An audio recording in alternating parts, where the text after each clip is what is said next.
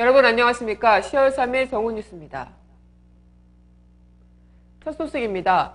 남북 정상회담 대화록 문제가 다시 불거졌습니다. 대화록이 국가기록원에 이관되지 않았고 참여정부가 삭제한 흔적을 내 복구했다고 검찰이 발표했습니다. 이번 검찰의 수사 결과 발표로 인해 한때 여야가 대립각을 세웠던 NLL 대화록이 전국의 핵심 쟁점으로 다시 떠오르게 됐는데요. 바로 전날까지만 해도 기초연금 공약 후퇴와 최동욱 검찰총장 찍어내기 국면이 한순간 전환된 것입니다.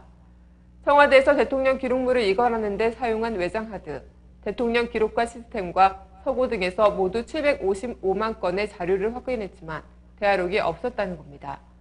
검찰 관계자는 대화록은 반드시 이관됐어야 하고 안 됐다면 문제가 생기는 것이라고 말했습니다. 검찰은 다만 노무현 전 대통령이 퇴임하면서 봉화마을로 가져간 이른바 봉화 이지원 서버에서 대화록을 발견했다고 밝혔습니다. 동시에 봉화 이지원에서 초고에 가까운 대화록을 삭제한 흔적도 발견해 복원했다고 했습니다. 검찰은 삭제됐다 복원된 대화록과 봉화 이지원에서 발견된 대화록, 국정원이 보관 중인 대화록 등 세 가지는 내용상 큰 차이가 없다고 밝혔습니다. 하지만 그동안 여권이 노무현 전 대통령이 NLL 포기 발언을 했다고 주장하며 정상회담 대화록을 매번 국면 전환용으로 이용해오고 있다는 의혹이 거듭 제기되어 온 만큼 이번 검찰 수사 결과의 발표 역시 의구심을 자아내고 있어 기추가 주목됩니다. 다음 소식입니다. 한국과 미국이 전시작전통제권 전환 시기 재연기 필요성에 공감하고 한반도 안보 상황 등 조건에 기초한 전작권 전환을 추진하기로 의견을 모았습니다.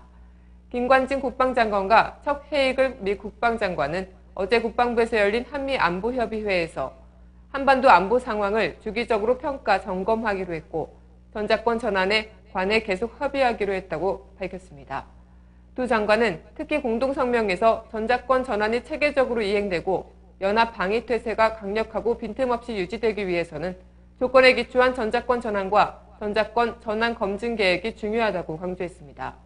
이에 따라 양측은 앞으로 안보 상황과 북핵 미사일에 대한 대응체계 구축, 한국군의 군사적인 능력 등을 고려해 전작권 전환 시점을 결정하게 됩니다.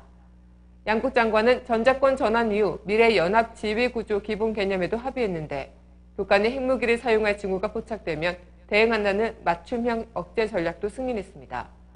맞춤형 억제 전략은 전평 시 북한의 핵위기 상황을 위협 단계, 사용 임박 단계, 사용 단계 등 세 단계로 구분해 외교 군사적으로 대응하는 방안을 담고 있는데요. 특히 사용 임박 단계에서는 군사적인 선제 조치를 취할 수 있는 개념도 포함한 것으로 알려졌습니다. 주요 군사적 대응 수단으로는 미측의 핵 우산과 한미 공동의 재래식 타격 전력, 미사일 방어 전력 등 가용 전력과 억제 수단이 모두 포함됩니다.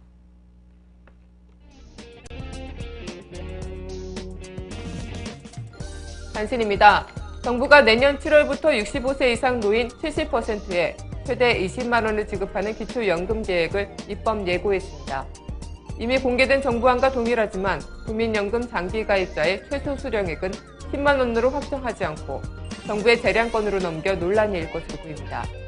65세 이상 노인 중 소득 인정액 기준으로 하위 70%에게 내년 7월부터 기초연금 최대 20만 원이 지급되며 올해 기준으로 이에 해당하는 소득 인정액은 단독 노인 83만 원, 부부 노인 132만 8천 원입니다. 동행 사태를 계기로 주요 재벌그룹의 채권단이 불채무 계열 재벌그룹을 대상으로 재무구조 개선 압박을 강화하고 있습니다. 자산 매각, 사업 구조 조정, 유동성 확보 등 가능한 모든 수단을 동원해 재무 건전성을 높이라는 것입니다. 유력 계열사의 부채가 급증했거나 실적이 급락한 그룹이 주요 대상인데 증권가와 신용평가 업계에서는 동부그룹, 두산그룹, 한진그룹, 현대그룹, 포오름그룹 등의 일부 계열사에서 재무상 어려움이 커진 것으로 보고 있습니다. 미국 연방정부의 일시적인 부문 업무 정지에 이어 국가 채무 한도 상행 협상, 양적 완화 축소 등 도처의 도설인 미국발 암투로 정부 당국과 시장의 경계력이 발동되고 있습니다.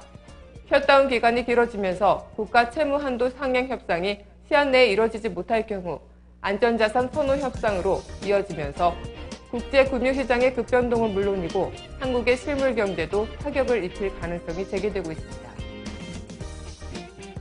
국정원에 의해 내란 음모 혐의를 받아 추가로 구속된 통합진보당 경기도당 김홍렬 위원장과 김금래 부위원장, 사회동행연구소 조양원 대표가 어제부터 단식에 돌입했습니다.